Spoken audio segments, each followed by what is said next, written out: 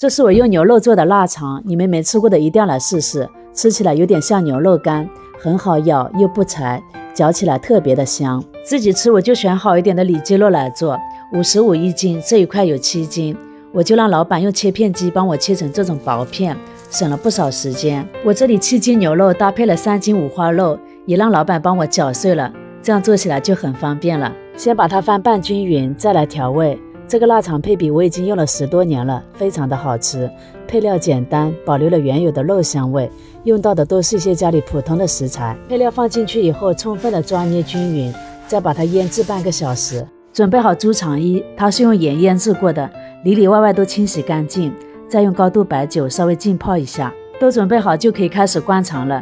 把肉塞到灌肠器里，套上猪肠衣，前面挤一点肉出来更加好套，尾部打一个结，再把肉慢慢的挤出来就好了。